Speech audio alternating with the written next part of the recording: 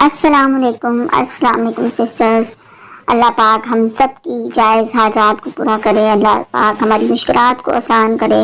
اللہ پاک ہمیں دنیا میں کامیابی عطا کرے, ہمیں آخرت میں اللہ تعالیٰ کامیاب کرے. اللہ پاک اپنے نیک بندوں میں ہمیں شامل کر لیں. آمین ثم آمین.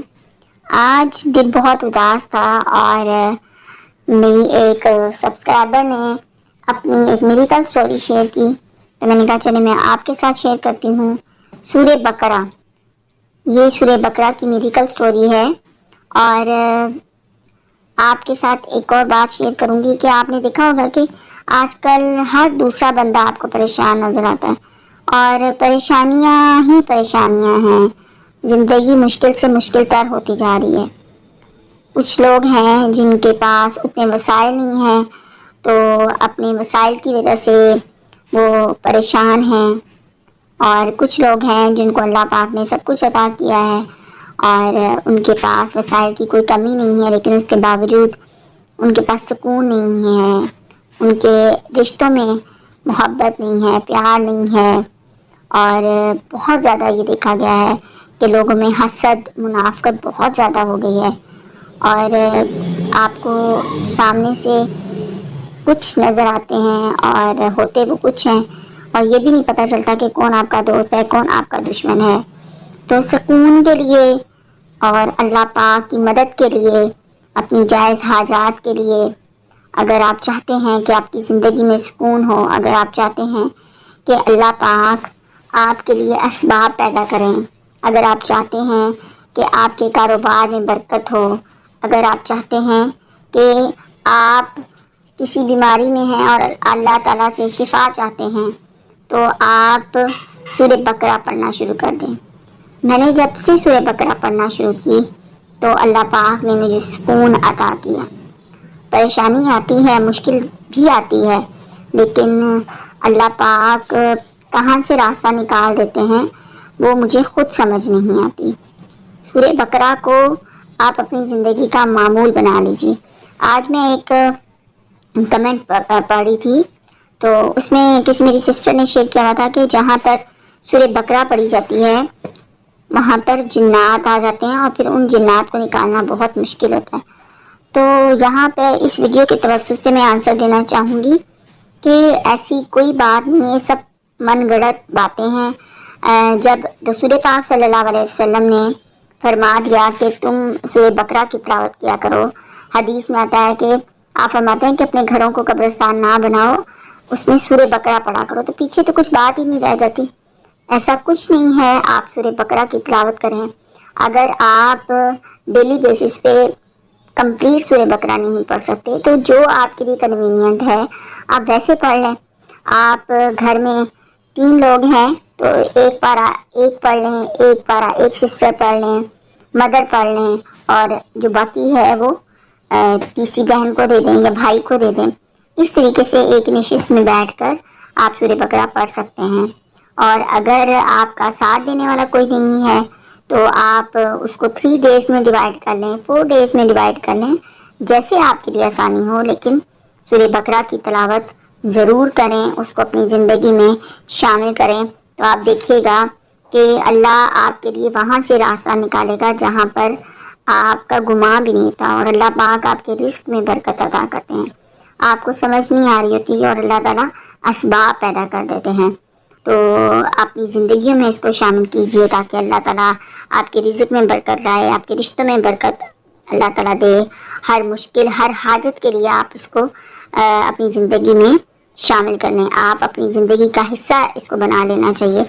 تو یہاں پر رسول پاک صلی اللہ علیہ وسلم کا ارشاد ہے کہ شیطان اس گھر میں داخل نہیں ہوتا جہاں پہ سورہ بقرہ پڑھی جاتی ہے. یعنی کہ سورہ بقرہ پڑھنا کتنی فضیلت کا یہ کام ہے کہ آپ سورہ بقرہ کو اپنی زندگی کا حصہ بنا لیں. اسی طریقے سے بخاری مسلم کی حدیث ہے کہ جو شخص سورہ بقرہ کی آخری 2 آیات پڑھ لے وہ اس کے لیے کافی ہے.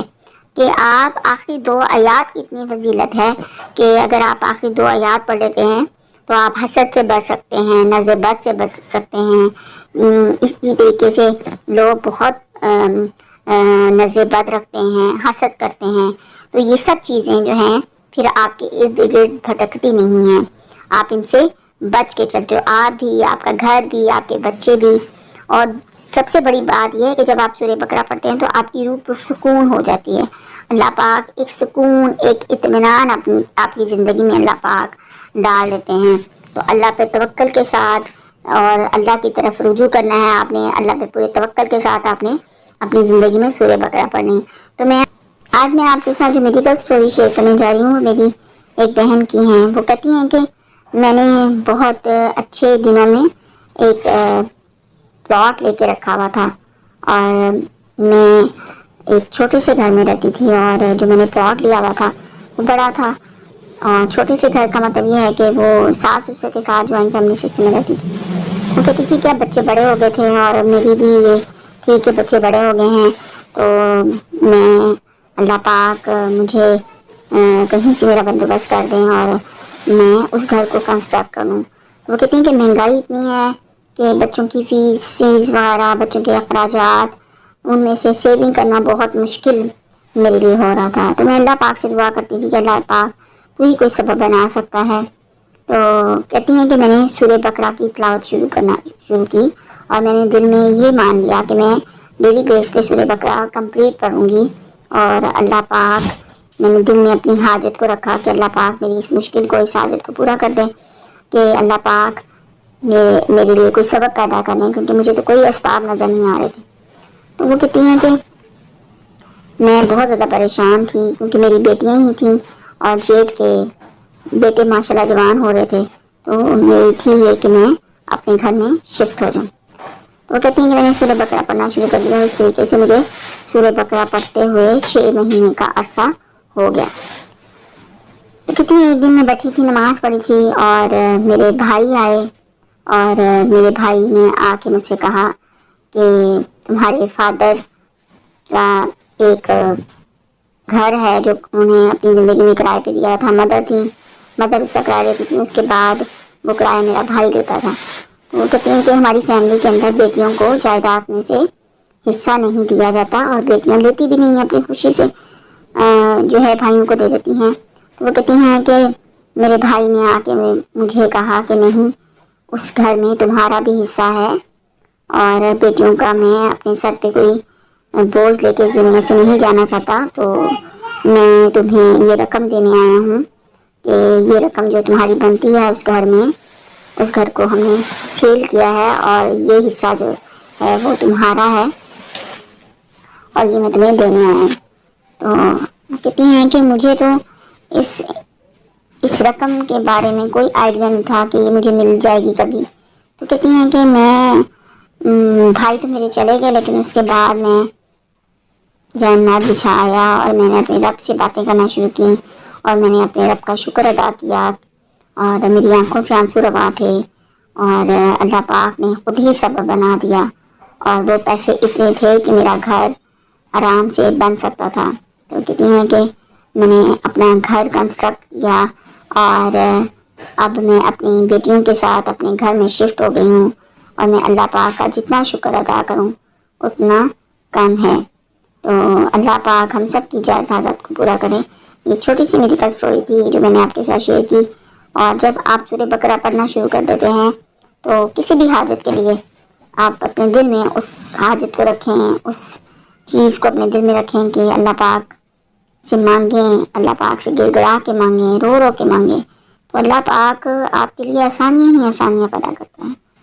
آپ بھی تھوڑی دیر کے لیے، انسان ہے نا، ہم بعض اوقات جب گھبرا جاتے ہیں، پریشان ہو جاتے تو ہمیں سمجھ نہیں آ رہی ہوتی کہ یہ کیسے ہوگا، لیکن اللہ پاک ہماری مشکلات کو جانتے ہیں، ہمارے دل کے حالات کو جانتے ہیں، تو اللہ پاک اسباب پیدا کر دیتے ہیں، اللہ پاک ہماری جائز حاجات کو پورا کرتے ہیں، ہماری مشکلات سے نکلنے کا راستہ ہمیں دکھا دیتے ہیں۔ تو پورے توکل کے ساتھ، پورے یقین کے ساتھ اپنے رب سے مانگیے، اللہ پاک ضرور نوازتے ہیں۔ اپنی دعاؤں میں مجھے بھی یاد رکھیے گا کہ اللہ پاک میری جائز حاجات کو پورا کریں۔ آمین ثم آمین۔